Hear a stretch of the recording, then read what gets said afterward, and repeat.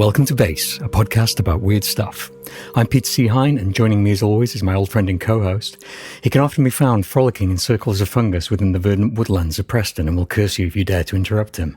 He has his own ambiguous morality based not on the laws of man, but on the capricious nature of his own whimsy. You must never accept anything that he offers you to eat or drink for fear of suffering a strange and unusual illness, or even a painful and unpleasant death. And he always appears to be several decades behind the fashions of the modern day. It's Mr. Stephen James Buckley. That's me, folks. Yeah. So how do you like that? I really liked it. It was really good. Yeah. You're still keeping them coming thick and fast. Yeah, it takes up most of my time at work now. I just sit there to write those. Those intros. It'd be funny if one of your colleagues found your notes. Yeah. Well, they found half the script for the Halloween episode in the copy room. Because it'd be really funny if you lost your job and couldn't feed your child. It would be hilarious. Amazing. Yeah, I'd love that. Speaking of the Halloween episode, I mean, we're kind of hot on the heels of that, aren't we? This is the first thing we've done since then. But we're coming back to some degree of normality now. So we have a guest tonight. She is a folklorist, researcher, author and social historian whose work first came to our attention pretty early on in our Vayse journey with her Modern Fairy Sightings project. The Fae have been something we've been wanting to explore for a while, but we avoided it because basically they scare us a bit. So tonight we're going to be brave and take that trip into Fairy with Jo Hickey-Hall as our guide. Hello, Jo. Hi, Jo. Hi, thank you. Yeah, it's really great to be here. And you have a particularly excellent podcast and your guests have been amazing. So, yeah, it's really exciting to be here, actually. Oh, thank you very much. Yeah, thank you. I was just saying to you before we started to record how much I've been enjoying your podcast. It's just a really, really excellent podcast. A lot of what people try to do when they start a podcast is a simple idea that's beautifully done. And I think you really, really hit on that, like the idea of people just expressing their experience, their encounters with fairies or similar is a really powerful thing. But you also, you make it sound good. I love the music that you do. I love your intros and your outros. It's just a really, really engaging listen. Oh, thank you. Yeah. Like yourselves, I'm sure it just kind of, came from an idea that wanted to, see where it went, really. It's never sort of been a plan of mine to do a podcast. So yeah, it's interesting how these things arise, isn't it? Yeah.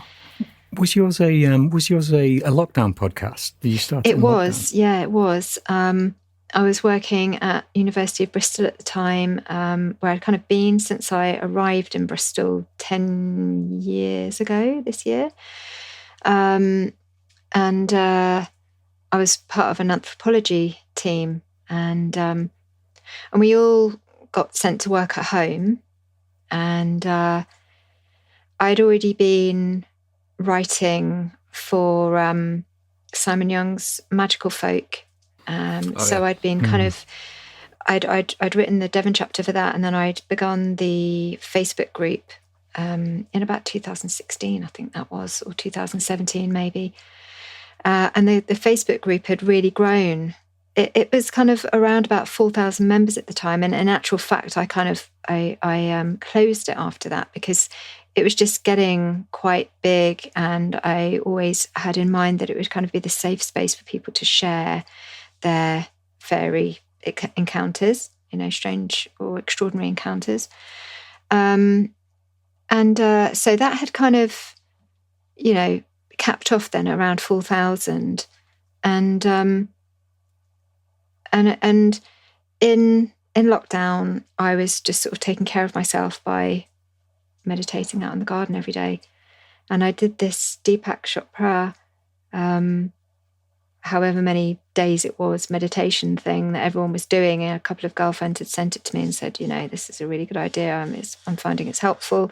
So I did it, and it had nothing to do with fairies or anything like that, but I guess it was a way to kind of connect into, just have some space, because I was working. Even the fact that I was at home meant I could go into my garden, because luckily we have a garden, and I could just, take some time for my well-being. And despite the fact that this meditation was about completely different things, it was things like, go and ask one of your parents about such and such in their lives. And so it was sort of like a bit of an exploration type exercise. This idea kept coming to do a podcast. And it's like, I wish I journaled at the time exactly what was, how it came to me, but it just kept coming every day after day, just this sense, of trying to do a podcast.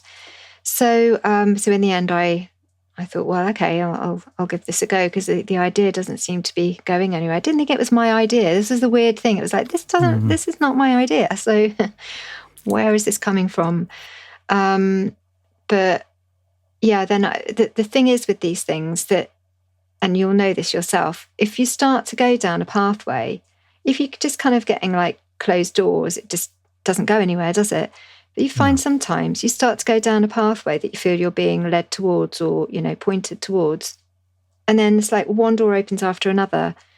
And that's exactly what happened with this. As I started looking into it, I found something online to sort of aid me in looking up how to actually do it in the first place. Seemed to be, okay, it's fairly straightforward. And even my boss at the time, he was a really lovely woman, the PI in my team, she actually, paid for me to do some podcast training and things. Wow. Just really random stuff that you think that, rather than someone being a bit off with the fact that you're doing this in your spare time, they were actually really encouraging. And that's what kept happening. It was like, and I asked a couple of friends, what do you think about this? Sent them the first interview that I'd put together, and they were like, yeah, this is really cool. I kind of half expected them to, I don't know what I expected, but yeah, it just kept being yes all the way. And by the November, I had 3 episodes to release. So that's kind of how the podcast started. So it took from literally, I started off with the idea in early April, and then by the November I had 3 fully worked out. I'd figured out how to do it all. I had those 3 ready to release then. So amazing. I mean, it's definitely a thing, like you're saying, if you get into the flow of something and you realize that the doors keep opening and everything. And I do find that happens in times when I'm doing a regular meditation, spiritual practice or whatever, that seems to, rather than, I wouldn't want to say that necessarily opens doors for you, but I think it pushes you towards the flow that you can get carried in, that will allow those doors to open and allow you to find what you kind of should be doing maybe at that time. And I'm a firm believer of that. Where do you think that, and I'm sorry to launch in with just like quite a broad question now, but where do you think that these ideas that we get in meditation come from? Where do you think that this idea that you had for the podcast and the way that it all pushed you into this flow and the way that it all felt so easy and right for you to do, where do you think these things come from? In some ways, when I was sort of thinking just there when you were talking about how, meditation aids you in that, it's almost like with meditation, if you've got quite a good rhythm going with it, which I did in those days. And believe me, I've meditated for many years, but I had not meditated day after day like that for, I don't know how long. I'd start and then kind of like, oh, I've done it 2 days, forget, whatever. But for this, it was like, bum, bum, bum, because we were keeping each other to account with what we were doing. So I feel that gave a certain clarity, because when you are meditating, and I don't know about you, I try and meditate now at least once a day. It doesn't happen every day, but that is what I'm trying for. And twice a day if I can, just not for very long, but maybe 10-15 minutes in the morning, 10-15 minutes in the evening before I go to bed, before I go to sleep. And if I do that, I just find that there's a certain flow to my life, and I don't get stressed out about the things that I might otherwise. So I think if you are doing that, it's like there's a kind of clarity to your process, no matter what you're doing. Literally, it doesn't have to be a project like this. It can just be daily life, looking after your children, doing your job, whatever it is you need to do. And so I think that's when, if you have got a certain clarity, that's when these kind of, I guess, inspirations can come through. where they come from, I mean, I guess they could be a number of different places. I think that, I don't know if you want to call it like the soul of the world, but there's always some kind of, I believe, we have this connection with source. That could include our ancestors too. There's an aspect of that. So there's source, and then there's maybe our ancestors. Maybe they are one and the same. Maybe they are kind of slightly different. I don't know. But so sometimes you might be, say, getting answers from, I know I've had this before where there are loved ones that have passed over, and these are people that I would have gone to when they were around, and just said, what do you think of this? Because I really trusted their opinion.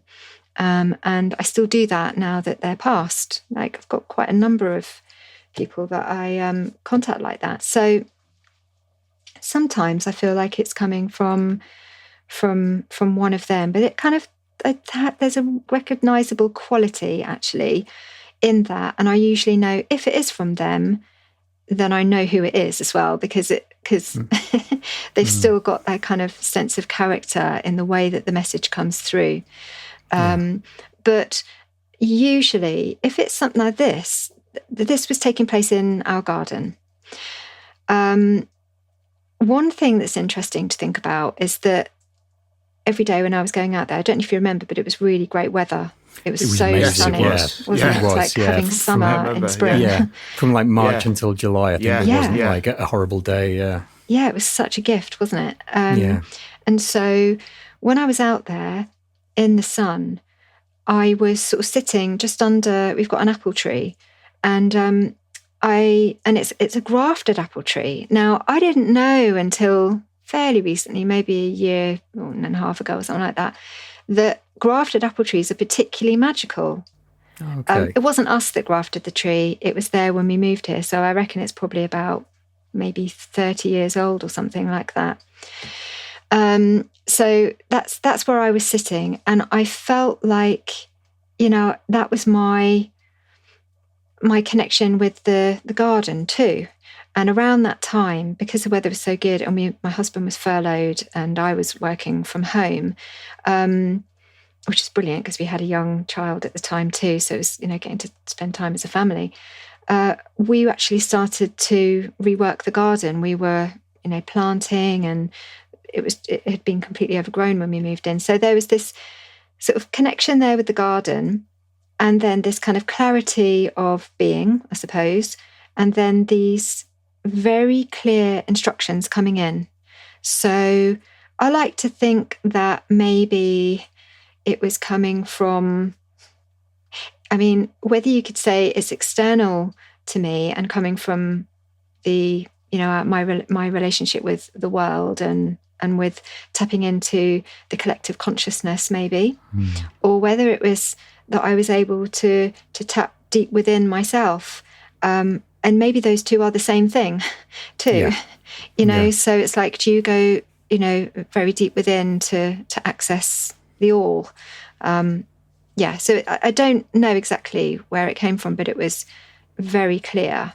And when you get those messages, that you then, after a period of time where you've kind of, if it just keeps returning, then that you've got to kind of follow it up really. Yeah, definitely. I love that answer. I love the idea. I know you've mentioned it in your podcast as well, of the world soul, the soul of the world, and I think we'll touch on that a bit later, because I really, really do love that idea. But first of all, I'd like to ask you, why fairies? What was it that because obviously a lot of podcasts started in during lockdown, and since we were late on that. We were 2022, but from ideas that we'd had walking around during the later days of lockdown, when you were allowed to go out a little bit. But what was it? Have fairies been something that have always fascinated you, or magic's always something fascinated you, or is it a recent thing?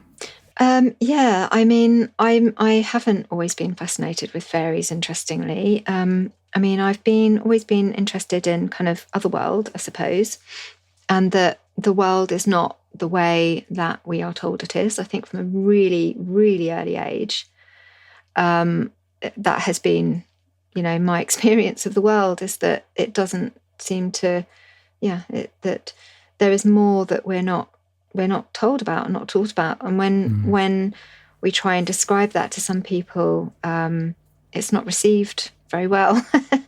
So, that's kind of things you learn early on, isn't it?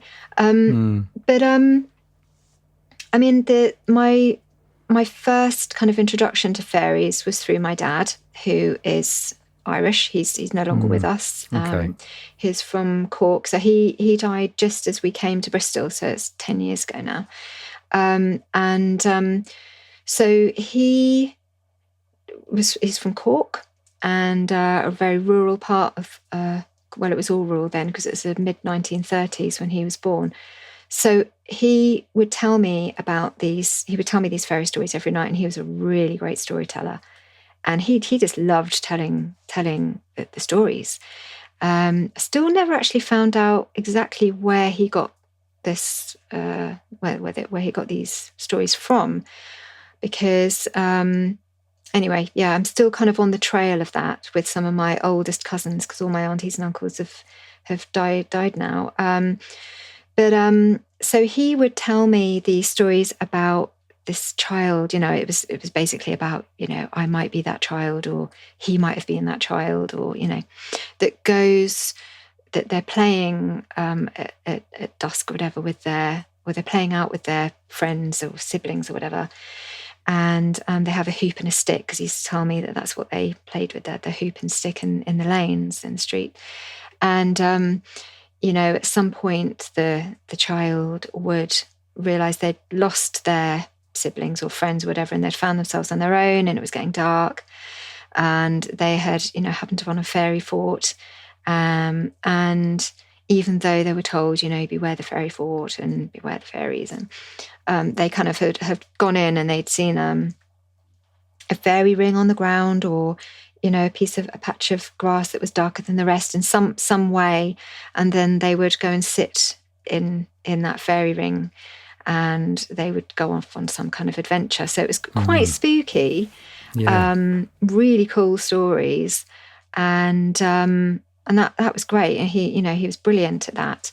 And so that was sort of my first. There was definitely a sense of, be careful with the fairies there, but also there's these adventures that you can go on, if you kind of cross that. So he didn't specify that, but that's basically what the stories were showing me.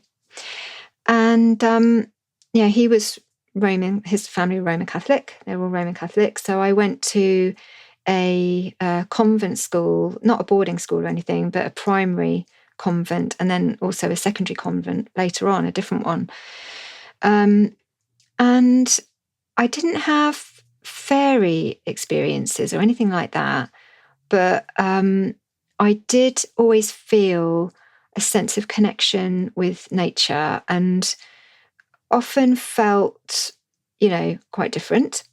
And I definitely kind of felt like I'd had some kind of interaction or communion with these beautiful oak trees that were on part of the convent, grounds, and they were actually opposite the convent where the nuns lived. So we would come out of our school, and I would be given.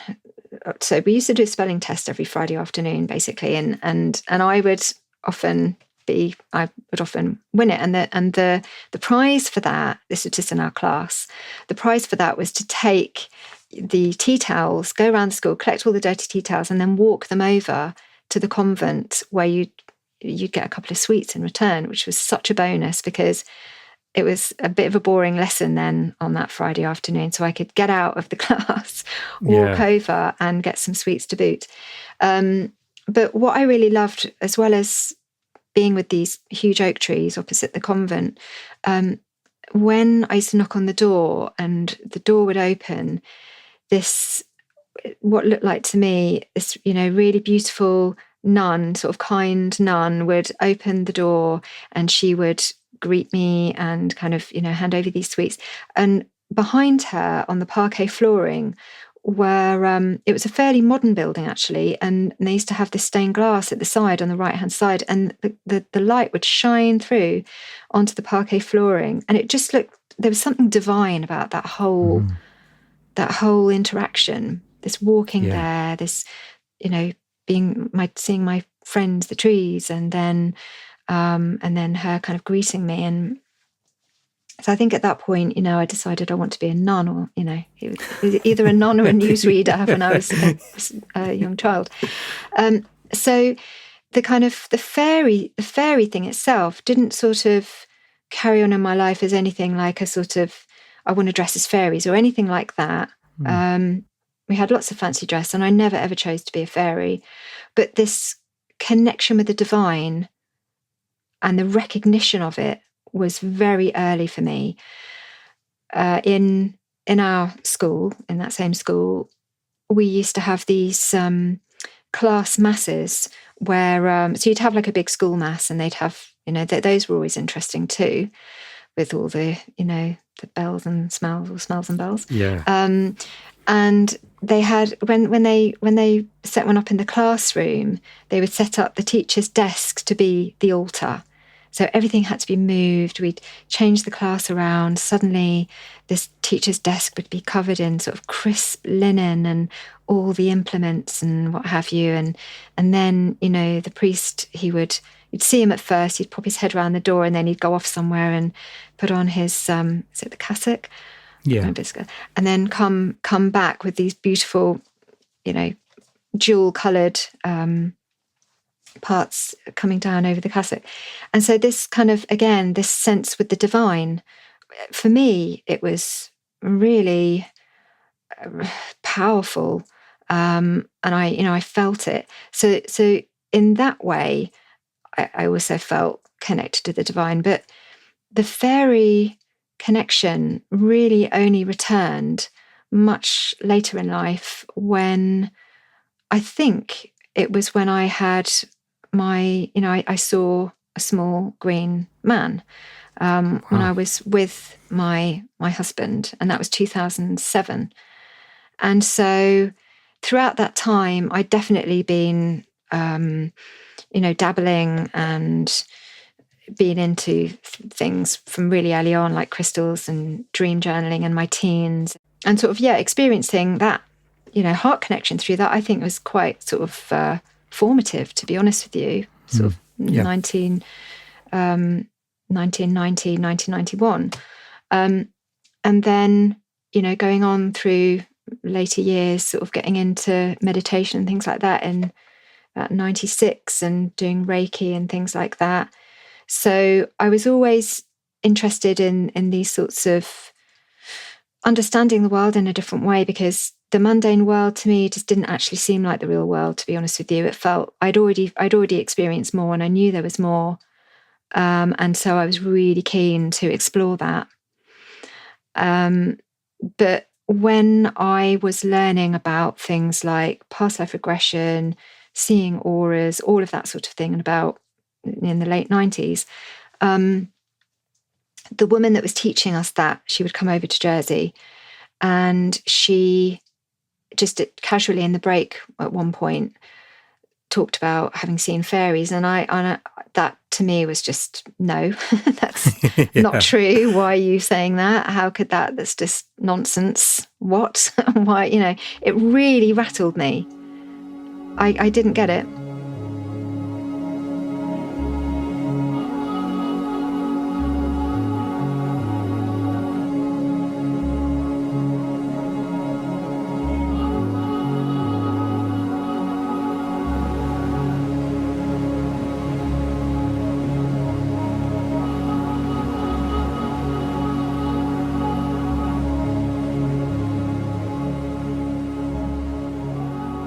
I've been interested in supernatural for since I was old enough to read, and I think that for me, and I think that we're sort of a similar age. The books that were around then, the representations of fairies were like the Cottingley fairies, weren't they? You know, which was as I was going through my books of the paranormal, and I had loads of them, I'd be like, oh well, I know that one's fake. You know, like fairies, you know, that's not real, because of the way that they were represented. You know, like those little, you know, because the actual fairy stories like that like you have on your podcast and stuff, a lot of those just weren't in the books and that kind of thing. You know, like the real representations of what these experiences are really like.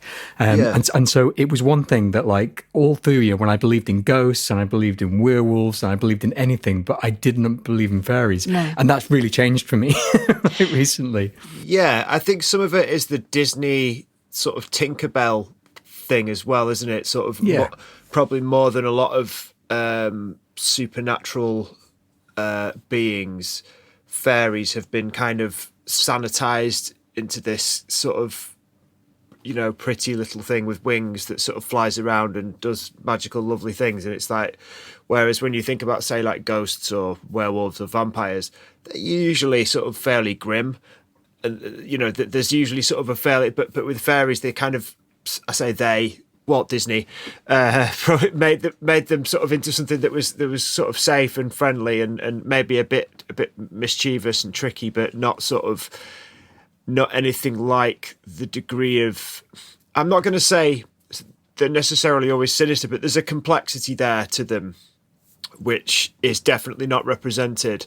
And so, when you're looking at that, you know, kind of as a you know, as a child who's kind of coming to understand the world sort of thing, you would, like Hine said, you would look at that and think, this isn't real because it's just like a cute thing, kind of. It doesn't seem to have the kind of almost the kind of grim reality to it. But then when you get a bit older and you actually read proper and hear about the sorts of things that are on your podcast, it's like, oh, okay, this is a totally different thing.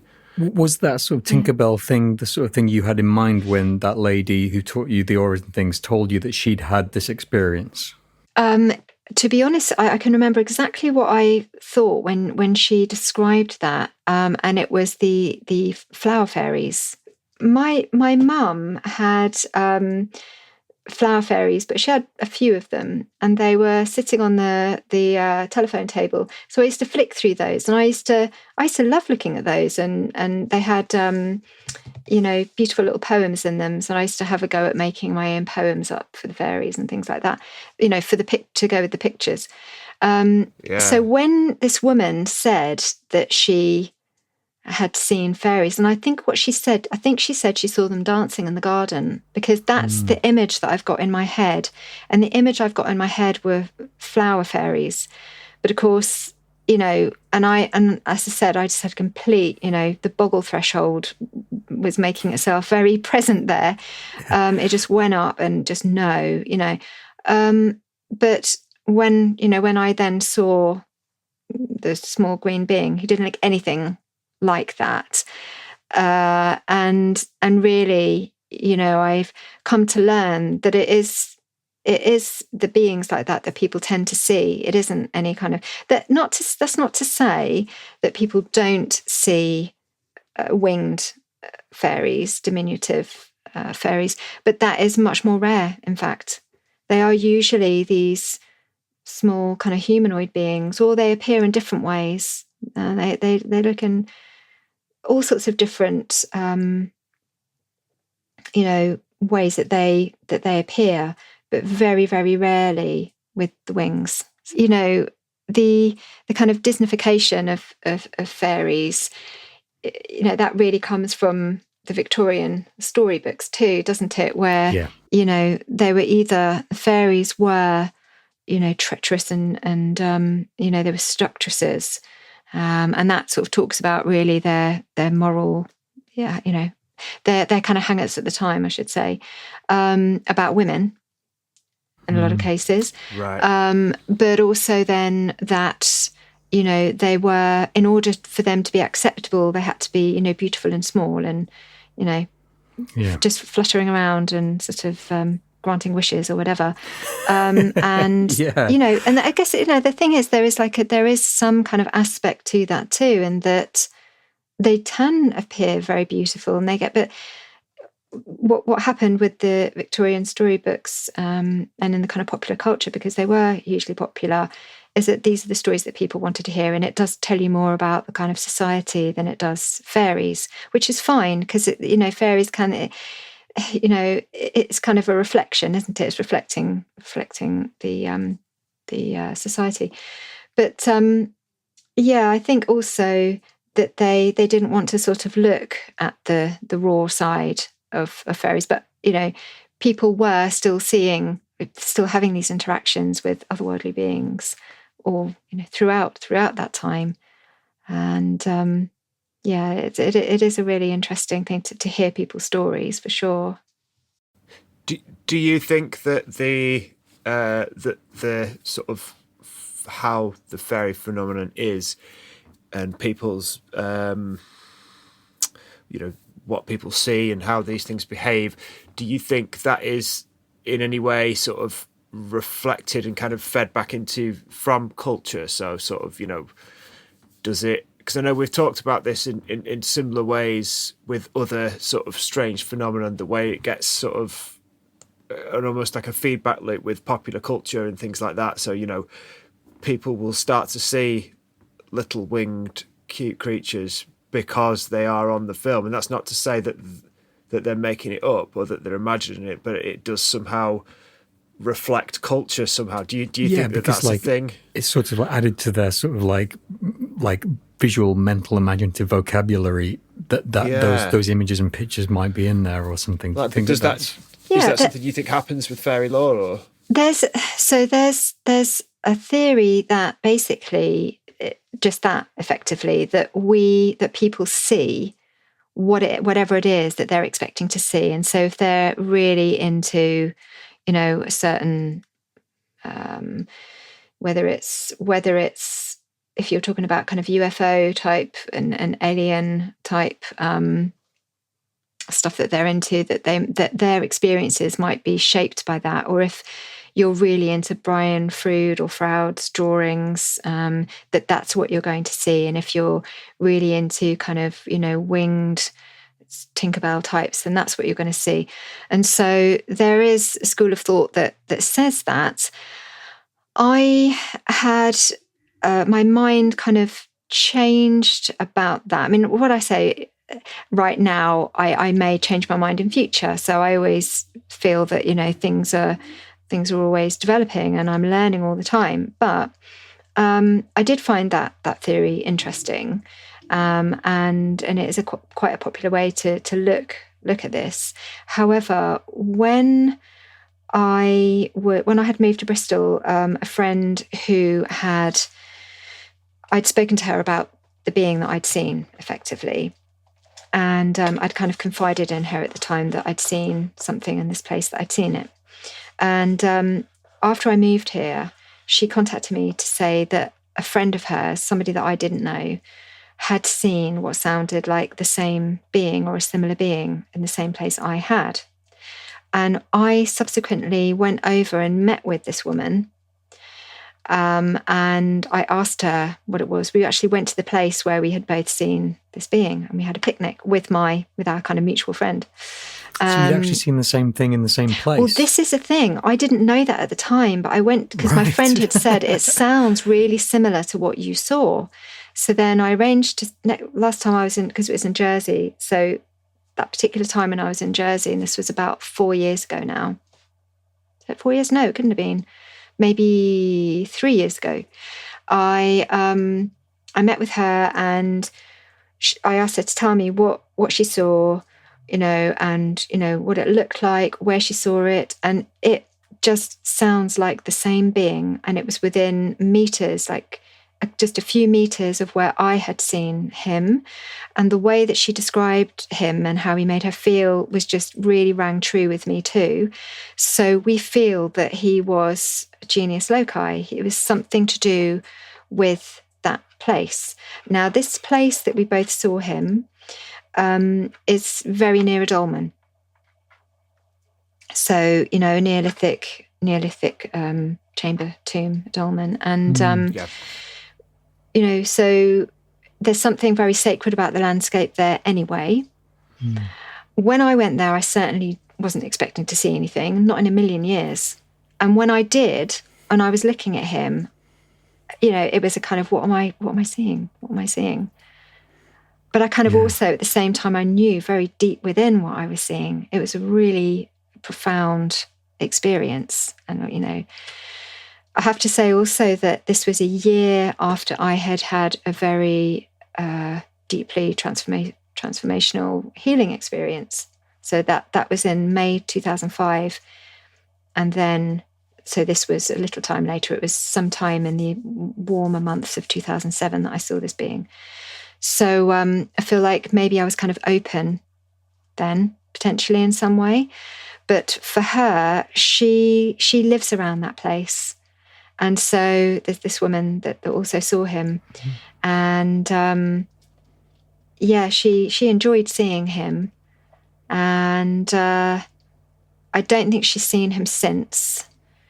But maybe I should check in with her, because it's a number of years now since I've spoken with her. And she found him quite tricksy, but in a kind of cheeky, but friendly way. And that's he was very friendly. It wasn't like he was kind of stood there smiling at me or anything like that. But what I felt from him was friendly and open. And afterwards, when we got up to leave and I was with my husband, he didn't see him. It was me that turned around and looked towards where this being was looking right at me, right at us. When we got up to walk away, when it was dark by that point, later on that night, when we walked back to the car, these footsteps in the grass to the left of us were matching his pace, and he got freaked out and kind of went running. And so that side of it felt really cheeky, and I knew it was quite obvious to me what was going on, but it wasn't. I didn't feel it was trying to spook us or anything like that in a scary way. It was just a re-acknowledgement of what had taken place earlier for me. Yeah, I mean, what do you think, like looking back at it now, sort of, years later, do you think that served a purpose? I do now. In your life kind of thing? Well, yeah, because I look at what I'm doing now and I think, I never ever set out to do what I'm doing now.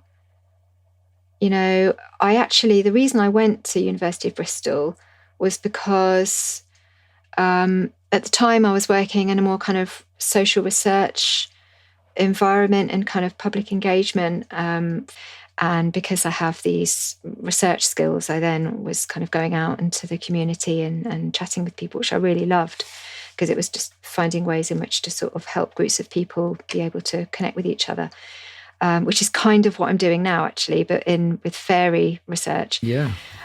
So I was reading the fact that Professor Ronald Hutton was researching. He was looking for people with master's qualifications to go and help write The Witch, because that's what he was researching at the time. Yeah. And I thought, that I would absolutely love to do that. What do I need to do? Right, I need to get a master's. Okay. And so I applied in Jersey and just amazingly ended up getting a scholarship to go over to Bristol to study with Professor Hutton. He ended up being my supervisor. Wow. So, and it was him that actually suggested that I look at fairies. It wasn't my idea. My idea was I wanted to look at ritual, and I wanted to look at, because he'd kind of done the witch research by then, he had all the people. It was to look at sort of, ceremonial use of these sacred sites and just try and find out as much as possible, because that's what I was doing in my private life in Jersey. I'd, since seeing that small green being, I had found some people, and we'd made a group together, and we were going out and we were doing really powerful, now look back now I see, really powerful rituals in dolmens and the beaches and woodland and things like that. So that was kind of my interest area, not fairies. even though I'd had an experience. And of course, Professor Hutton had no idea that I'd had a fairy experience. So he put me on that. And then that's when I joined the Folklore Society and ended up sort of, working on this book for Simon Young. So it's always just, it's sort of found me rather than me going in that direction. So now when I look back and I see that experience and how it felt like to come from somebody that felt, no, fairies don't exist. They can't possibly. Not in the way that, this woman had talked about seeing fairies dancing in the garden. I couldn't really believe that was true. So now I feel like maybe that was why I saw him. We were holding each other's gaze as we were looking into each other's eyes. And now when I talk to people, that is a feature. It happens quite often. So there's this kind of meeting of the worlds that it's absolutely beautiful. It really sounds like you'd caught a flow at that time as well, just like you were talking about after that meditation, that sort of doors were opening for you in unexpected ways, but ways that felt right to you or felt now, I suppose, looking back, like they have a sense of purpose or fated in some way, which is really, really interesting. One of the things that you ask on your podcast, I think nearly every guest is, did this occur around a transitional time in your life? And I wonder about that. First of all, why you ask that, but also, further to that, is it that you think that you're more likely to see an entity like that in a time that's transitional, or that seeing an entity like that will kick off a period in your life that will become transitional? Fairies tend to stand on, the gateways, the thresholds. I think for us as a kind of global consciousness, and because it's happening now, why is it that there's so much interest? Why is it that I'm doing this now? Because as I say, it wasn't a plan. And if I chat to my friends who are also researchers, they also got the call around sort of, it does feel like a calling, that things started moving in about 2016. So it's the same when people have experiences in their lives. Usually these are turning points in their lives in some way. For me, I was just falling in love, and obviously me and my husband, we got married. So this was like my, meeting my soulmate. And actually kind of also recognizing my own, I was about, because after that, I was about to meet with these people that I was then going to explore ritual ceremony with and all of that. I'd been doing it in my own way as a kind of hedge witch, an unofficial hedge witch, I guess, because I would never have called myself that. But I had been dabbling for many, many years. So for me, that was a big transition because my life kind of began around that time. As it is now. And also for people, these kinds of experiences can happen whether they are going through puberty, whether they are having a big shift at work, or some kind of self-realization in some way, whether it's just that it's their first home that they've had as an adult, or they've just moved home, or one of the parents has left home. There's all of these different situations that people, when they're telling their stories, it seems to be that there are these, these features there of the experience that seem to suggest that it's true. Fairies seem to be around these thresholds. So whether it is a part of us that is in flux, and therefore, when we're neither one nor the other, and you see this in with sort of tricks, looking at the trickster as well, when we're between states, there's an element of kind of things breaking down. We're neither one nor the other, and that maybe be a time when we are more susceptible, more open to having these experiences. Or maybe it is that in this state of flux, we attract that. So whether it is that we're able to see it because we're more open or whether we attract it, I don't know. And it could be a bit of both, to be honest. It doesn't have to be one or the other. It makes sense that it's kind of both. But it's something that we are all learning about now, because I don't have the answers. I definitely, see these patterns, but there's no definitive, this is what it is. And that's fine, because I think that we're meant to be just going through this way of exchanging information and starting to form these sort of pictures. It doesn't mean that we'll form an answer. Yeah, it feels like it's almost calling for a change in the way that we're thinking, and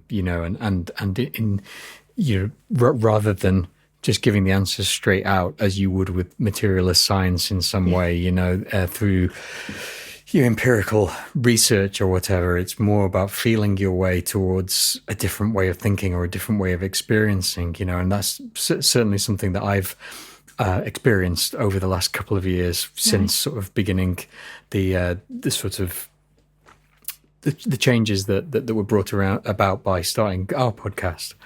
It's like a different, you were talking about like the transitions and changes, and things falling apart or coming together, and there's aspects of like Hanson's anti-structure and liminal states that people find themselves in, and that does seem to be what allows in these other experiences in some way. Yeah, and we are, as a global consciousness, again, we are going through huge change, and so I guess it is no surprise that these encounters are happening, thick and fast, and not just kind of what we would describe as fairy encounters either. But I don't know about you folks, but there's been a lot more activity in the home.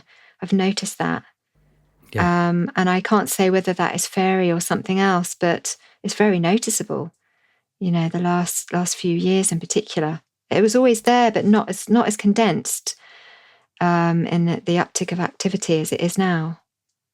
Yeah, I mean, I was talking on a I can't remember whether it was I can't remember whether we released it on the main feed or whether it was something that our Discord listeners got. But I was talking about sort of persistent sort of things happening in this place that I'm in, the flat that I'm in now, which is like it's not it's in the city. It's not an old place or anything like that, and yet it's probably had as much or more activity than anywhere else that I've ever been before, and the same with my meditation, just like strange things occurring and appearing, and way more. And I've meditated for years, and never had the concentration of things that I can't explain or put my finger on. I've never had it before. I've had the odd experience which has been powerful before, but not in such a concentrated amount of time. No, it does feel like we're able to kind of tap into something more, and that is one way of connecting with fairies, as well as through the meditation. You can set up to do that, or at least be open to it, because I think you can go into. You can start to plan what you want to do, and you'll have it right. I'd like to do this and I'd like to do that. But for me, it's not. For me, it's more about being open to whatever wants to come through. That's how I work. I know everyone will have a different way of working, so I'm just talking about the way that I work. But a bit like when I was in the garden, just being open, and this came through. I now have a sense that well, there is something there that is guiding me, whether it's the same thing or different things, I don't know. But what I do is I just make myself as clear as possible. And for doing that, I tend to, when I'm in meditation, I tend to sort of place my attention up here in the third eye, or even up on the crown of my head. And then it feels like at some point I kind of leave my body and I'm not feeling my body anymore. And at that point, I'm somewhere else. And what happens after that is what happens after that.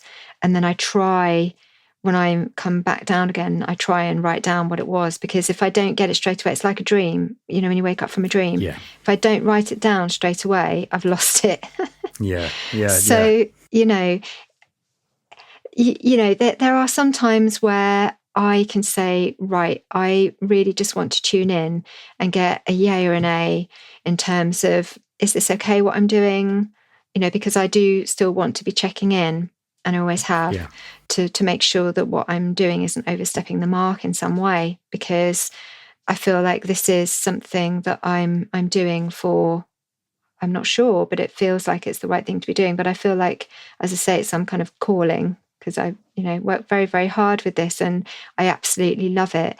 But it feels like it's something that kind of moves through me, really, without wanting to sort of sound, you know, sort of, it's not a grand sort of thing. It's more just like, this is just my very being. And I really, really care about what I'm doing.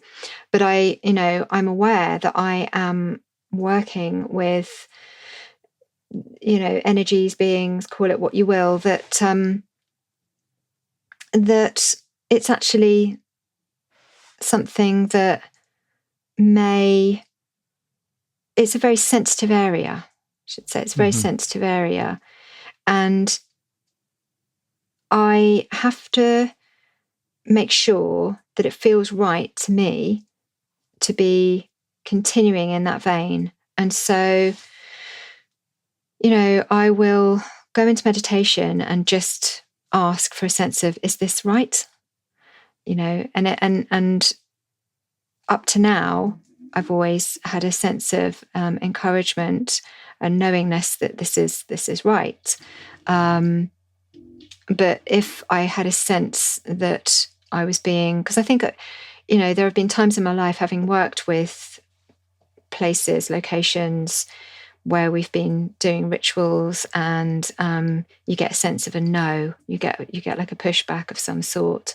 I have had that experience before, and so, you know, I'm kind of looking out for that. Is there a sense of that, or is there? Yeah, and I guess that has actually happened in sometimes. I'm trying to think of an example now, but I have recorded things before, or done my own little side project, and then I've got a real sense of, no, that's not to actually be released, and so I haven't. So I do listen to that, but in terms of the project, I just tend to check in and, you know, check that this is okay what I'm doing. Because you don't want to piss the fairies off, basically. I know that for some people, they would be setting up their circle, and they would be specifically asking certain beings, either that they have a sense of who they are, or beings that they may have read about, or that someone else has worked with, and they will be specifically inviting them in. I haven't worked like that. Aside from, I have an awareness of some kind of being that I have kind of connected with, but not in that way, not where I've set up a circle and asked them to kind of come in like that. So everyone has a different way of working, and that's, you've got to kind of find your own way with it, really.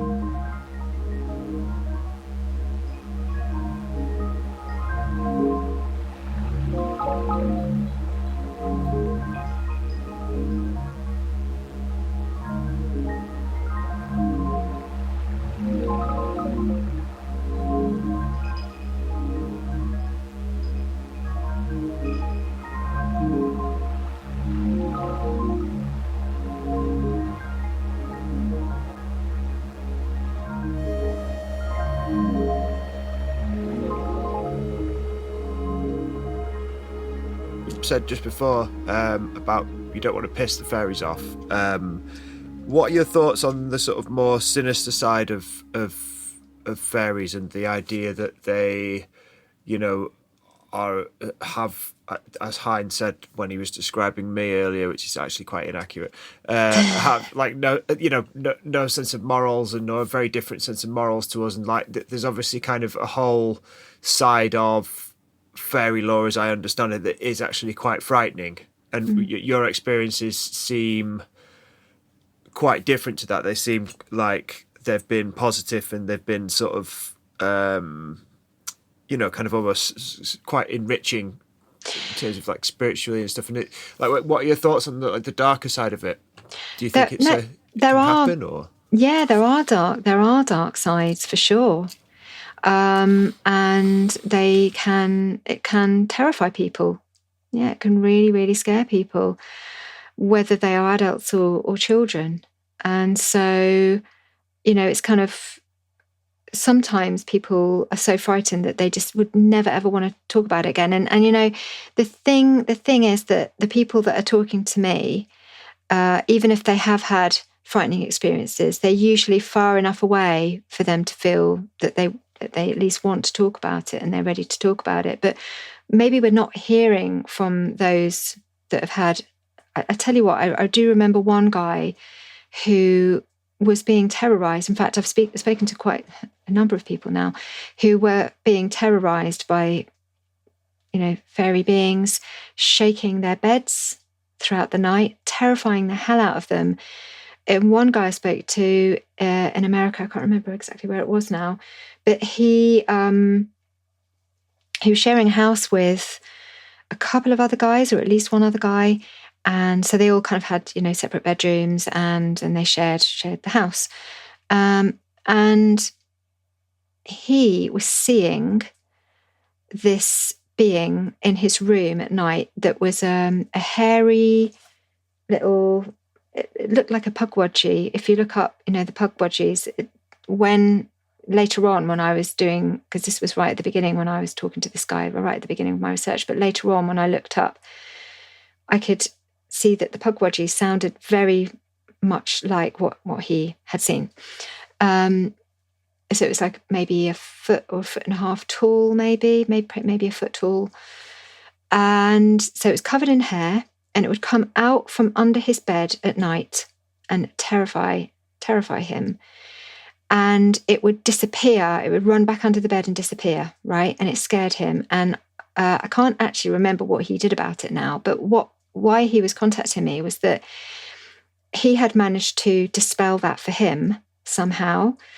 But there was his housemate who would be screaming in his bedroom every night.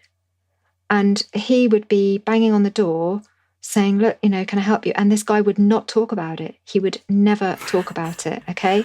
So he was scared shitless out of his mind. And he was being basically terrorized and tortured by this experience night after night after night. And this guy, he couldn't talk about it.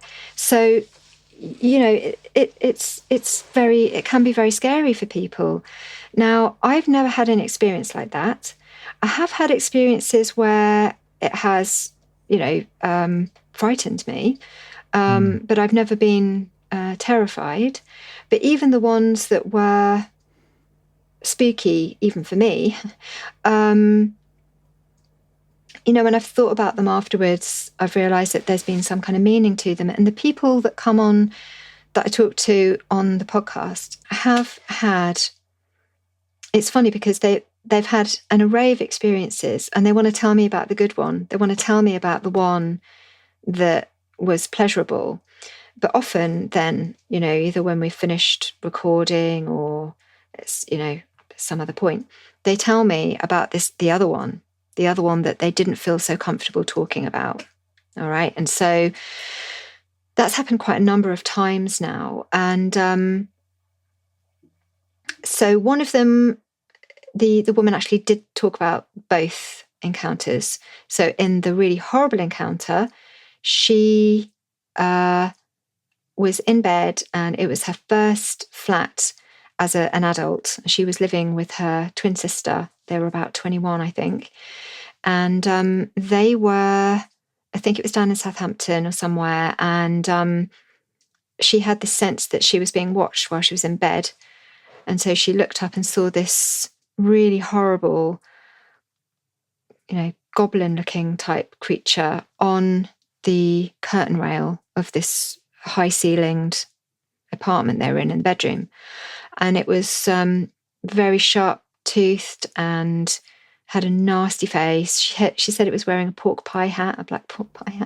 And it was very angular and scary. And he was jeering at her. His face was kind of a really nasty smile. And he terrified her. And she was so scared. She just, put her head under the blankets and was just praying that he would go away. And then she built up strength within herself. And she thought, no, I'm not going to be terrorized like this in my own bedroom. And so she built up the courage and she pulled back the covers and she had a go at him, basically. And she said, go away. I'm not going to be frightened. I'm not going to be frightened by you. Go away. And he did. He laughed and he disappeared. And then sometime later, in the same apartment, she is lying in bed one night and she looks over, and on her dressing table is a bunch of these beings. She said there were all sorts of different heights, but they looked quite Freudian, these ones. And so squishy, open, roundy faces. But she said they were all wearing different clothes, all had different outfits on and varying in size. But they looked quite cute. And they jumped off the dresser, ran along the floor, jumped up onto her bed, and they ran up to her and they started tickling her. And they tickled and tickled and tickled her. And she was just laughing. And she kind of went into some kind of ecstasy sort of thing. And she said she eventually fell asleep, and it was the most beautiful, night's sleep that she had. So, there you've got two really opposite ends of the spectrum experiences. And she felt like the second experience was sent to make up for the first really nasty experience. We don't know. This is how she made sense of it. What tends to happen is that the really horrible experiences, if you can kind of push through them, same as in life, those really difficult experiences we have in life, if you can push through that, there's a real gift on the other side, is that you are free from whatever that was. You've been through it and you know that you can survive it too. As hard as it was, whatever doesn't kill you makes you stronger. That whole thing that everyone used to say to us, it's true. So, if this guy in that apartment that's being terrorized night after night, if he could have reached out and accepted help from his housemate that was trying to, reach out to him, could he have pushed through something? What was that about him? I don't know. And I'm kind of putting a bit of psychoanalysis on it now, I suppose. But was there something about that man that felt that, he could never reach out, that, life was full of suffering for him? I don't know. There was another woman that I spoke to who, this wasn't for the podcast. She contacted me when I was doing the research before I was even doing the podcast. And as a child, she had lived in a children's home up in Scotland. And she was it was kind of like a foster home, not a foster home, it was a children's home, but she was kind of going there because home life was very difficult. So she would sometimes return home and then she would need to go back to the children's home again. So she had a really, really hard upbringing. And she had, the kids at the home had done a Ouija board at some point. I can't remember if it was that day, but it was very close to when this experience happened for her. And during that, it was the older kids that were doing it really, and she was one of the younger ones, not the youngest, but kind of in the middle-y younger ones. And after that happened, she was responsible for putting certain dishes away in this huge big dresser you can imagine in a big care home, and the whole dresser and the plates and bowls inside it started to shake everywhere as if they were being picked up and thrust around. So she was absolutely terrified, and she used to have to walk through that room to get to her room, which was one of the bedrooms above that. So she was in her room either that night or very, very close to when this all happened, and the whole dresser thing, you know, that she was terrified of. And she woke up at night and all the lights were off. So she knew that everybody was in bed. And there was this horrible, nasty goblin creature. The way that she described him sounds exactly like the same kind of being that the other woman saw in that episode. It's called The Good, the Bad, and the Tickly. So it was, so it looked like that goblin type creature. And he was sitting at the end of her bed, swinging his legs and looking at her in a really nasty way. And she said, all of a sudden, he was right up at her face. She said it wasn't like he jumped off the bed and ran to her. She said it was like suddenly when he moved towards her, he was right there, as if there was like a slip in time, that the movement didn't occur like you would expect. And he was right up in her face, kind of with his fingers right at her. And there were long, pointy, dirty nails, and he had the jagged teeth and the whole thing. And she was absolutely petrified, and he ran into the bedside cupboard, and that's the way he disappeared. So again, if you think about the door of the cupboard, the threshold, right? So you're going through the doorway. If you think about the curtain rail, that's on a window, right? So there's always these places that they enter in and exit. Yeah. There was, when you were talking about the Pukwudgie one, it made me think of that story that a lady told on your podcast. I was particularly interested in it because she was in Greater Manchester, which is where I am, and they came in through the chimney, and did a little dance and sang a little song when she was very young. And that, I mean, I can feel my heart in my throat now, like thinking about it. I mean, I'd had, when I was very young, like 3 or something like that, I had something where I woke up one night and these things were dancing around my bed. But for me, it was the Monster Munch monsters, the ones that were like from the adverts from the 80s. But there's something about that, the quality of it, which makes me know that it wasn't a dream, because I've had loads of dreams. I've woken up and seen something in my room, and it's been a dream. I've had that experience, and I had that as a kid, and I've had that since. And I've had times when I've woken up, as a kid and as an adult, when I know there's something in the room and I know that it's not a dream. Like there's a difference in the quality, and her experience reminded me of that. Even though the actual entities themselves looked different, the energy was the same, kind of mocking, kind of like a little bit sinister, but like, I was scared because she was talking about being afraid that they were going to take her away or something afterwards. And like, I had that feeling. But there was no actual sort of like, what I would say, like sort of like super threatening behavior. It wasn't like a violent experience. It was more a building of dread. And that seems to be because, aside from those experiences, I've had a small number, I think like a normal number, I would say, of supernatural experiences. Never what's one that I would say would be a fairy or anything like that. But there's something in me that kind of, I and it's grown a bit, this sort of like discomfort and fear of it. Like I kind of know what it is that I'm afraid of with them, that sort of almost like an unpredictability of, or an inhuman intelligence, I think is what it might be, something that has a sense of reason, which is so different from ours. It can't be reasoned with. It's something where you can't, because I think we've discussed this before, haven't we? It's the idea where you can't sort of say, well, it isn't fair to do this. Yeah. Kind of thing. That reminds me of nature, though, because that's what I sometimes wonder about, whether they're like an emanation of nature in a sort of pure form, because nature isn't fair. Nature is beautiful and nature is horrific, and nature is cold and nature is warm, and nature is English. Yeah, you can't reason with nature. You can't go out into a snowstorm and say, well, it's not fair that I'm getting cold. It's not fair that I'm getting weak. Like there's nothing. There's no. You can't.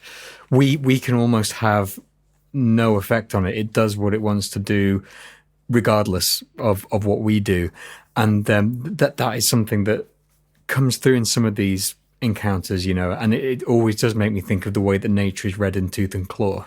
Yeah, absolutely. It definitely is like that. That it's not that you're dealing with, something that you can, as you say, reason with, and you see all sides of it. And I think that there's the idea that comes through from Paracelsus, and also the kind of theosophical movement that these beings are elementals, that they are associated with nature, with the earth, with the air, with the water, and with fire. And in some respects they are that, but that is not all they are. That is just one. That's just one aspect of them. And I think if you think of it in terms of, if they are aspects of the world itself, nature itself, and we are aspects of nature too, in the way that we are beings of nature. You can see that maybe these beings, maybe they are manifestations of the energies of the people that lived in the if it takes place in a house, of things that have taken place on that land before, in that property before. Are they kind of personifications of that energy in some way, in the same way that they might be personifications of, say, the trees and the river itself? Are they conjuring or coming forth from some kind of consciousness that is able to sort of muster some kind of way of being and showing itself? We don't know. So they can be aspects of nature, but they can also be aspects of consciousness, I believe. So yeah, it's very difficult to kind of put your finger on it, really. I think a lot of the experiences are out in nature, but not all of them. A lot of them do take place in homes. And say, for instance, with the woman who had the Good, the Bad, and the Tickly episode with the goblin creature on the curtain rail, she was looking into the history of that area afterwards, and she's pretty sure that in that street, and possibly the house that she was in, a murder had taken place. A man had killed, his partner. This is way back, decades and decades before. I don't know if it was, even kind of late Victorian times or something. But she had also seen this figure of a man, especially when she was in the shower, in the bathroom. So this being could have been some kind of aspect of what had taken place there, that this kind of terror could have even been the terror of the woman as she died. It could be the spirit of the man in some kind of other form. It could be just the sadness and the emotions that have gathered there generally. We don't know. So yeah, it is nature, but there's more, and this is what we're learning about. There is more, and there is more, and children like yourself sort of seeing what looked like a kind of Monster Munch monsters. Yeah, that what we're seeing there, I feel like they are. It's almost like they're playing with us. Yeah, but that was it's the not, sense of There's a sense of play.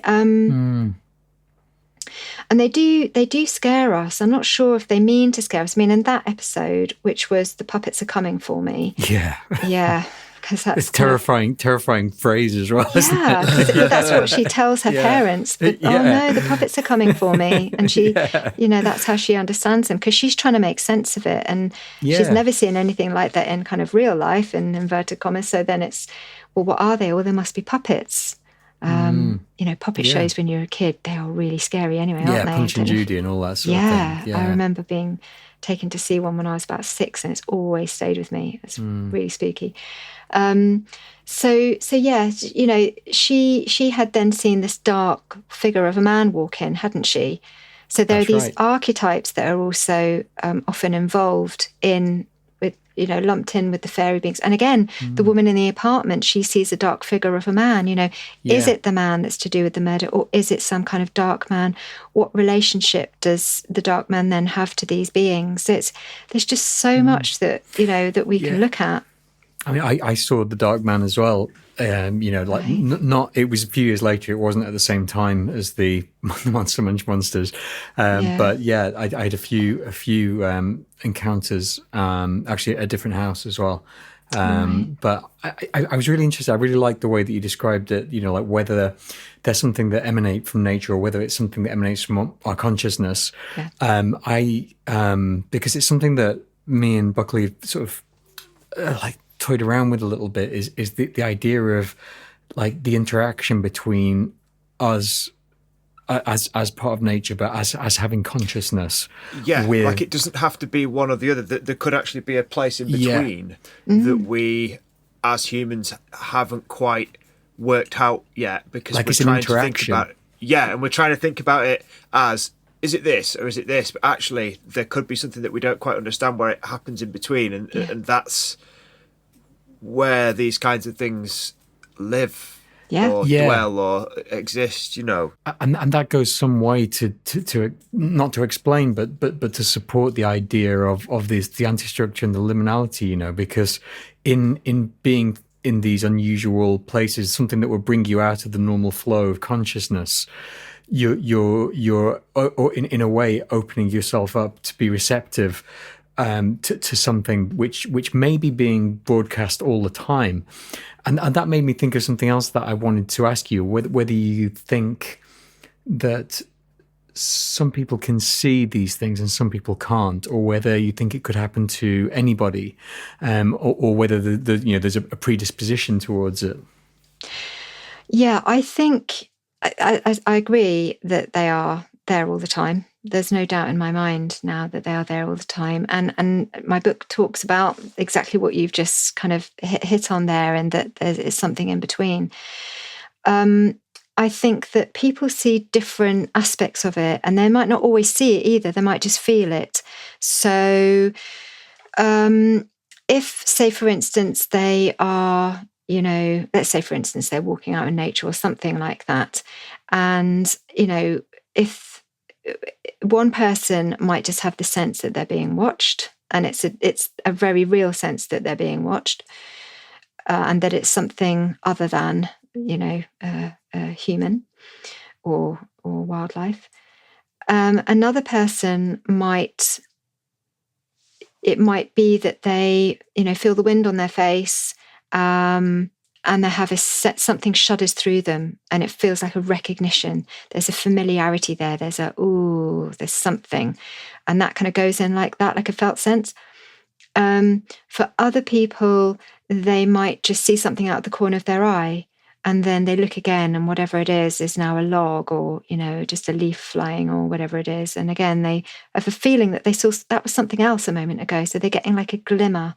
For other people, they will have, a full-on encounter where they'll see a being that will appear for some moments and then disappear again. Like what happened to you when you were in that place in Jersey. Do you think that if your husband had turned around at the same time as you had, do you think he would have seen that? And if he had seen that, would he have seen the same thing as you? Well, this is it. I doubt it, and maybe I'm being too judgmental on him there, because the thing is, he's not into any of this at all. But he did get spooked with what happened at the end with the going back to the car. Experience. He had the experience, exactly. So that was quite nice that I could then, when I did finally tell him, because I didn't tell him straight away, it was months before I told him, or at least a decent amount of weeks before I told him. But you're right that if there are people in the same group of people, if you've got a group of people and an experience happens, they can sometimes see different layers of it. And a good example that I can kind of relate to this is when you're practicing seeing auras, okay, which is something that I do in our sort of workshops sometimes, well, every time, in fact. So some people in the class will see the same thing, and they will see the same color move in the same direction at the same point in that person's aura. another group of people will see a slightly different color and it came from a different direction. So you're kind of seeing on different channels. So people will see different layers of things. And that's why I mean that for some people, they will have some kind of experience that is like a gnosis, that there is something, that they're aware of. For other people, rather than seeing a being, they'll just see a point of light, and they'll see an orb, effectively. Now, an orb, when it's seen with the naked eye, this is just a dense manifestation of energy. And so if you could see this being, that is that being at its densest form, in the same way that we all have an aura and we can see each other's auras if we're practiced in seeing this, which anybody can. So for some people, they're not going to see the figure, they're going to see just the essence of their energy, the orb. Yeah. I do believe that different people see different, layers of whatever these beings are. If my husband had turned around, I mean, I would love for him to see something sometime. I don't think he would have believed his eyes. Yeah. Because he's really been brought up very differently to me. And in the way, like my family, I think the kind of the Irish way of being really seeped through in a way that, we always saw things differently anyway. And we were brought up to sort of not see the world as if the way that it was told to you, because there were lots of things wrong with it that people don't talk about. So, so that I was always never sort of taking anyone else's authority on what I thought was that they were telling me was right or wrong. Anyway, I had my own sense of what was right and wrong. He had a very sort of particular way of being brought up, and it doesn't involve sort of fairy tales or anything like that. However, he's from London. He once saw, because his family lives up in Plumstead, which is above Woolwich, and it's right at Shooters Hill. So Shooters Hill is just up the road.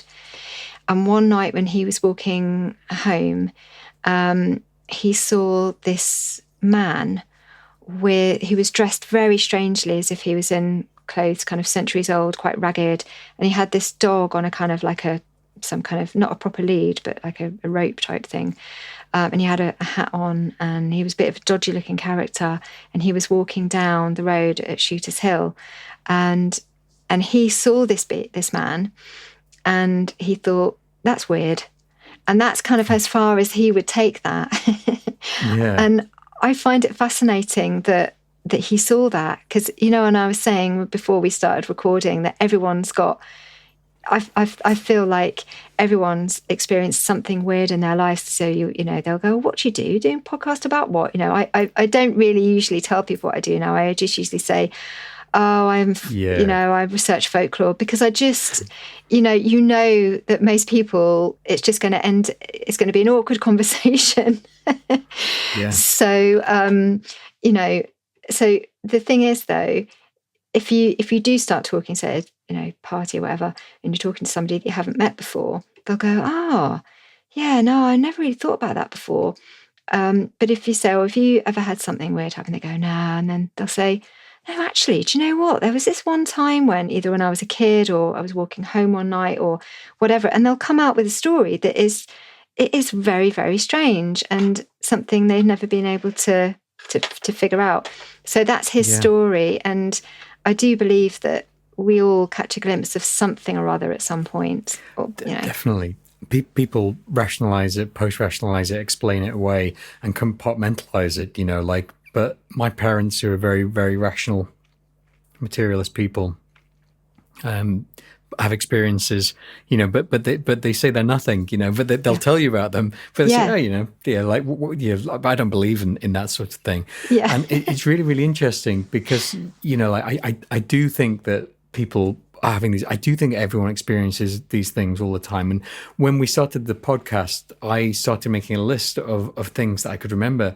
And there was way more than I thought there would be, that things like light bulbs unscrewing and falling down, like seeing the dark figure in my room, but loads of little ones as well, just like weird synchronicities that had a big impact. And in doing that, in making that list, and I was consciously trying to re-enchant my life, it almost became a springboard for further experiences, which then started to happen more often, which was a really interesting side effect that I hadn't anticipated. It's so true. I think, when you kind of lean into that, it starts to become kind of a way of life, in fact, and the meaning within your life becomes so much deeper. And I prefer being in that place, to be honest with you, because you can even make very sort of sensible, rational decisions. Well, not rational decisions, but you can make very important decisions from that place too, because the synchronicities, when they really come thick and fast, and that you are kind of, I suppose, sort of receiving, you're open to receiving, it aids you in your life, and it always did. And the only reason that we don't live like that now is because we've been told that it's ridiculous and, stop wasting your time, doing things like that, and listen to someone else to tell you how you should live your life instead, in a much more sensible manner. So, I think when you, as you say, re-enchant your life, it actually starts to feel like life again, because we're not, a lot of the time, we're not living like up to that point when, say the point when I had the healing just a year or so before I saw that being, I was living a very different life where I was just really full of anxiety all the time, and I wasn't really living. And afterwards, it felt like, oh, right, okay, I'm actually starting to live my life now. So how many of us just walk around accepting that as life?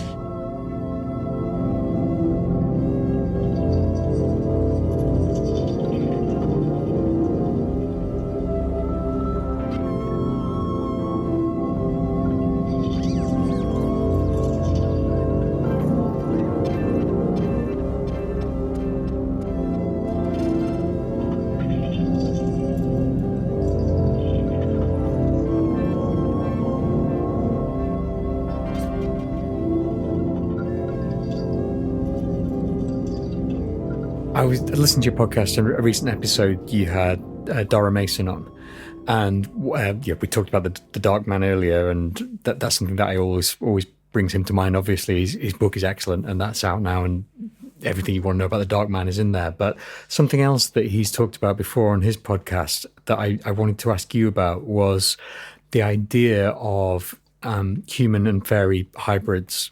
The idea that some people have something of the Fae about them. And that's something that, again, even when I'd started looking into these things and reading properly about fairies and other phenomenon, Passport to Magonia, all that kind of thing, becoming to accept and understand that this was part of life, the idea of hybridism or something like that still seemed very strange to me, but it's something that, as I've sat with, particularly over the last year, and talking to Dara when he was on this show, and he was talking about fire in the blood, and the idea of some people having that lineage. Mm-hmm. Do you think is that something that you've come across, and is that something that you have any ideas about? Yeah, well, I agree that I feel that it feels right to me too, to be honest with you. When I speak to people, I often ask about their ancestry, and they're often people that have kind of open experiences one after the other. They've often got Irish ancestry for a start, sometimes sort of Scottish or Welsh, but overwhelmingly there's Irish ancestry there. Now, some people might argue that is just a way of being that is passed down, that there's an openness to that way of being. But I do believe it's possible that there are, lineages, that there is some kind of fairy blood in there of some kind. We can look towards the myths that there were this, fairy race of beings. And could it be possible? I mean, we hear so much about the, human alien hybrids. So there's there's a resonance for it, and these coming together of human beings and beings from elsewhere. I mean, I know, actually through doing healing, when I heal some people and I go into their consciousness, I see them as non-human beings. It's only happened a handful of times. But on one particular occasion, it was fairly early on when I had learnt this particular modality of healing, and I was down at a residential workshop in Eastbourne, and I met this guy, and we were all kind of doing healings on each other as part of the course. And when I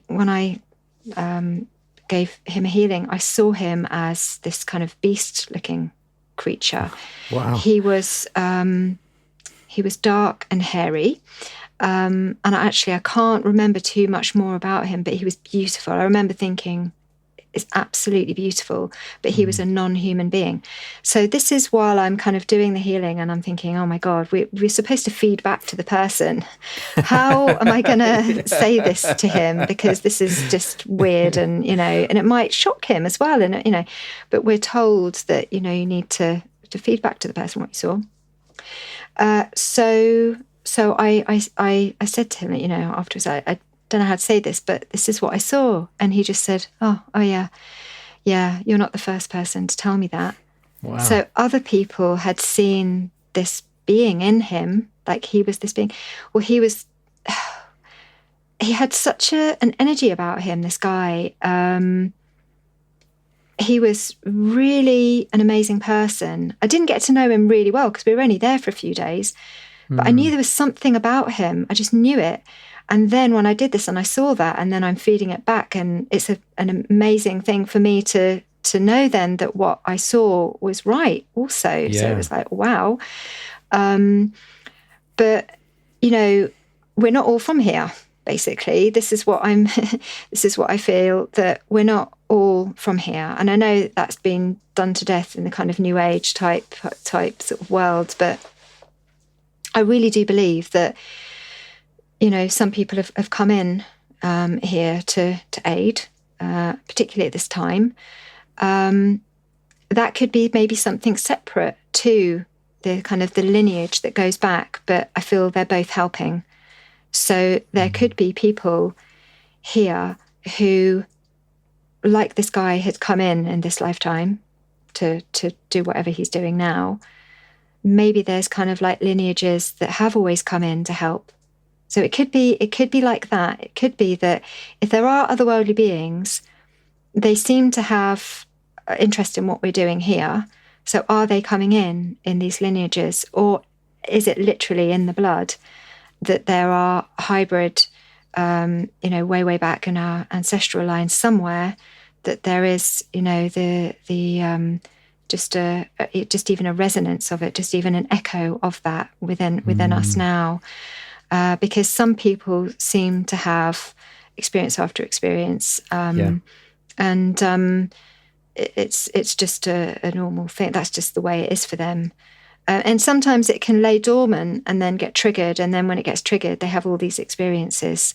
For some people, they remember, like myself, I remember having things happen from when I was very, very young, and a number of really weird experiences. And then it kind of went quiet, although I was exploring things in my own way. And then it, as I say, after the healing experience and then the fairy experience, it just enlivened things again. So yeah, I do agree that is a possibility, and I hope we get to learn more about that, because I'm particularly interested in that. Absolutely fascinating, isn't it? Yeah, I really, really like that.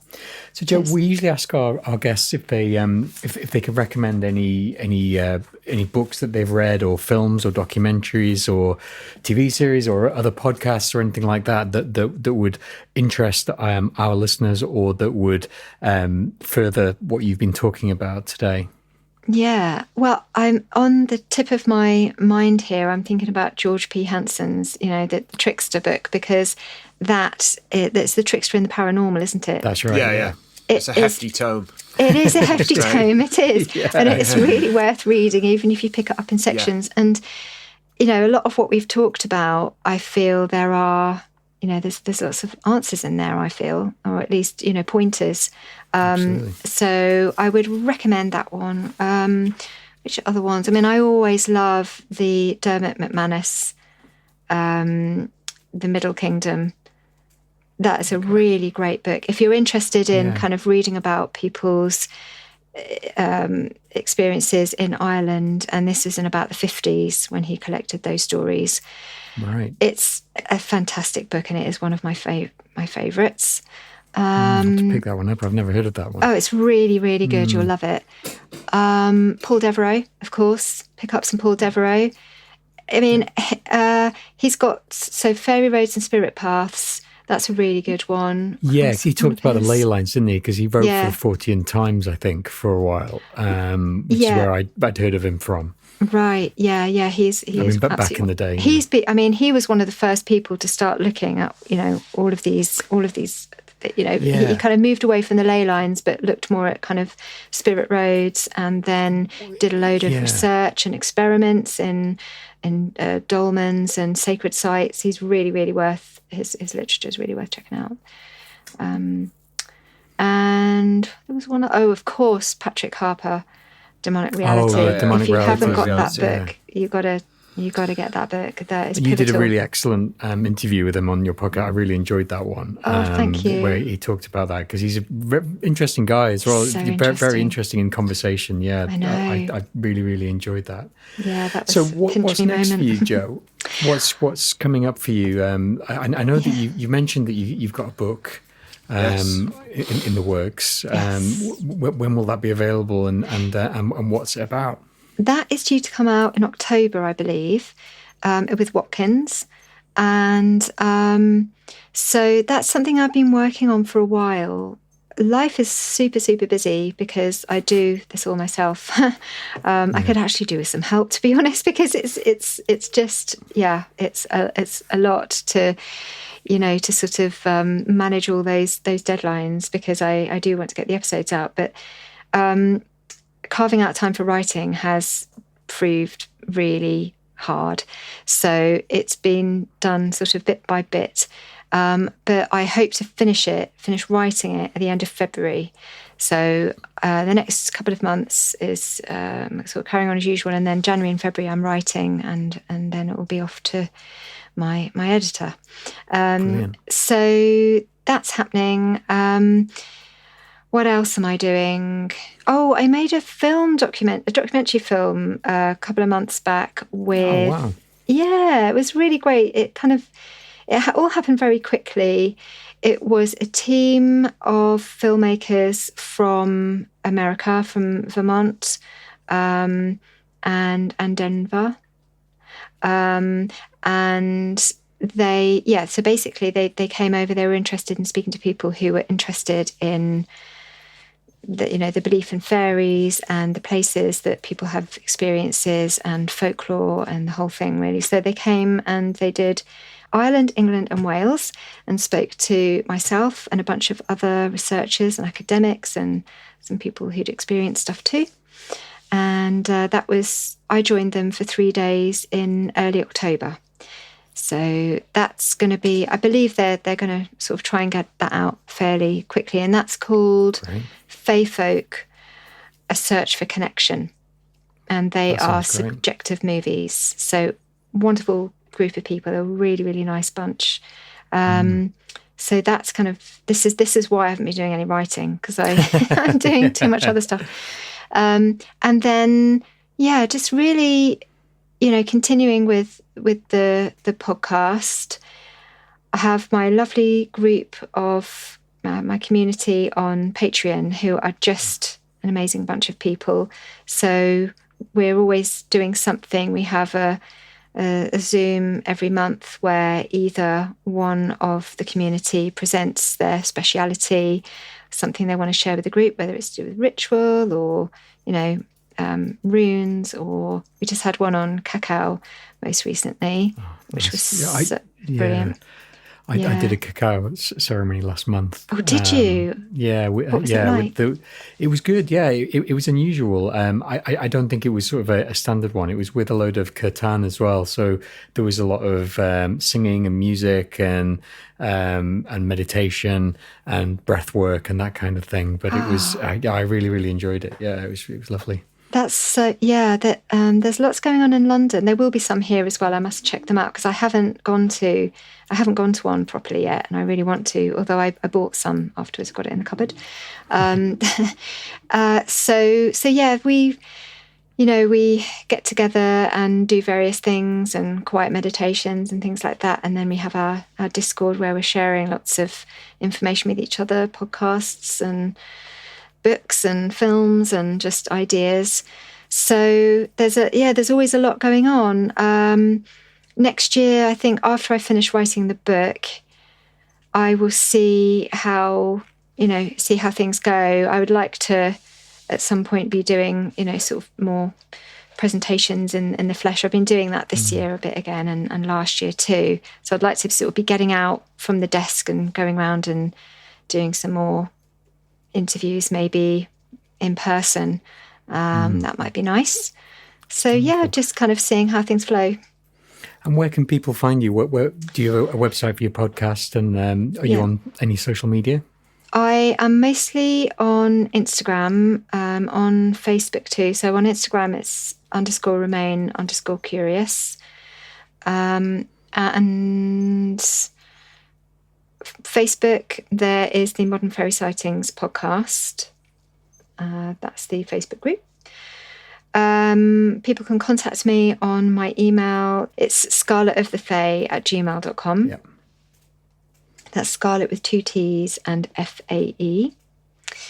And on Patreon, yeah. So I'm on Patreon too. I don't really use Twitter these days, so it's just, I don't know, I sort of check it about once every 2 months or something like that. So probably don't tweet. Yeah. don't try and tweet me because I'm not really there.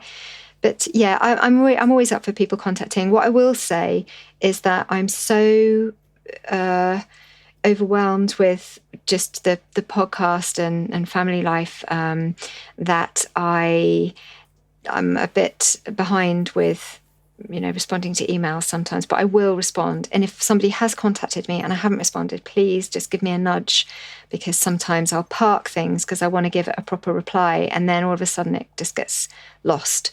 So please do contact me if you have tried to contact. Excellent. Yeah. So that's how you can find Jo. And if you want to find more Vayse, you can find us at Twitter and Instagram as well. That's both at Vayse and then Vayse spelled backwards. So that's VAYSEESYAV. And you can find our website at www.vayse.co.uk. The podcast is available on all podcasting platforms, but it's at the website that you can get it with the full show notes. And we've got Keith doing the show notes, and I'm sure there'll be some really good ones for this episode, so people check that out at the website. You can email us on vayse@gmail.com.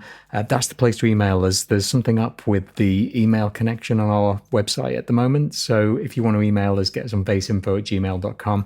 You can get our soundtrack done by our very own Stephen James Buckley at Bandcamp, and I think there's Volume 3 coming soon. I've done it. I just need to work out some track titles.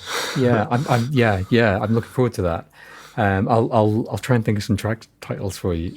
There might be some in this episode that we can find. There will be. Yeah, definitely. No doubt. And you can, if you want to support us, you can get the soundtrack. Buckley puts all the money that he makes off the Bandcamp towards keeping things running on the podcast. But you can also support us by checking us a bit of change at Ko-Fi, or if you do a monthly subscription, you'll also get access to our Discord, which is a really nice part of the internet, the opposite of Twitter, where people are nice to each other and they say a lot of interesting things and do a lot of interesting things, and we're on there quite a lot. And so that just leaves us to say thank you so much, Jo, for being here. It's been such an interesting conversation. It's just a fascinating topic as well, and I mean, this is only like just cracked the surface of what we could be asking you. Every time I listen to an episode of your podcast, there's 1,000 questions that spring into my mind. It's just such a wealth of curious information. I really, really enjoy it, and I hope it continues for a long time. Thank you very much. And it's been really great to chat. And it's been lovely to hear about your story as well. So I'd like to hear about that some more sometime. Yeah. But thank you very much for having me on. And I forgot to say that I have a website, which is scarletofthefae.com. forgot to mention that, Scarlet. Great, I we'll don't know if you want to squink that in. But yeah, thanks so much for having me, both of you. And I look forward to hearing more of your episodes too. Oh, thank you very much. Oh, great, thank you. Again. So, Joe, before you go, so my favourite film of all time, and this is relevant. I'm not just shoehorning. My favourite film of all time is Labyrinth. Oh, I knew you were going to say that. Yeah. Did you? Yeah. Is that because it's the best film? Yeah. It is. So it's up there, isn't it? It is up there, and I wondered what your favourite depiction of the Fae in cinema or TV is. Oh, well, I mean, I agree. Hoggle's a good goblin, isn't he? Oh, he's fantastic, isn't he? But he squirts the fairies. He squirts the fairies with the, doesn't he? Like, he's a bit of a cheeky chop, isn't he? But, I think that's endearing. He comes good at the end. He does. He's a complex character, isn't he? He is. He regrets all the naughty things he does. So, I tell you what, one thing, a depiction I've seen on TV, which I thought was the most realistic depiction of what kind of happens in ritual ceremony and magical beings, was, the Wurzel Gummidge, the new Wurzel Gummidge by Mackenzie Crook. By Mackenzie Crook, yeah. Yeah. Do you remember? And I think it might actually be that first episode where they have to, where they use the sycamore key and they create the key. I've not seen it. I've not seen that. Oh, you have to watch. I think it's the very first episode he ever created, and they're going around and around in the field, and they make up the kind of chant, the magical chant, and they start to go around, and the way that they behave and the way that it's filmed, I don't know who their person was that they got advice from, their sort of pagan advisor or whoever. It's so spot on, and if people have never kind of, to me, that is, magic. The way that they did that, it's so enchanting. So that, to me, is a definite go-to moment for maybe not like fairy, but the feeling that you get when things start to unfold and people come together and there's these kind of synchronicities happening and you feel that enchantment. I would definitely recommend that. So yeah, you've got to check that out. If you like Labyrinth, then yeah, that's real stuff. Oh God, I was just such a sucker for The Lost Boys. So that's vampires, which isn't really fairy, is vampires. No, I mean they're quite trickstery though in that, aren't they? Yeah. With the maggots and the worms and the noodles kind of thing. That's a fairly like the idea of food turning from being one thing into the other is quite fairy-ish, isn't it? I can't remember how old I was when I saw that movie, but what I do remember is that my idea of what is cool froze at the moment that I saw that film. It hasn't developed since then at all. I'm with you. When we were 17, we used to watch that film over and over again, didn't we? When we were like 17, 18, we'd just watch. And I remember I watched Labyrinth when I was a kid. I used to watch it twice a day. Like in the summer holidays, I just watched it twice a day just because it was I was obsessed with it, completely obsessed with it. But such a cool when you were film. talking about all the Brian Froud artwork and stuff like that, it was so. I've got this book, Goblins of the Labyrinth, and it's just all of the art, all of the conceptual art of the goblins and stuff, and it's so much has gone into it. They've all got little names and characters, and you don't realise when you're watching the film, but they're all, it's just. We need to do an episode about Labyrinth. We will. I keep promising to, because it's got everything. It's got Bowie, it's got goblins, it's got fairies, it's got shape-shifting and magic and everything. Bowie's codpiece and yeah. Well, I wasn't going to say. That was one of the front and centre. and we finally have a name for this episode. It's a support act.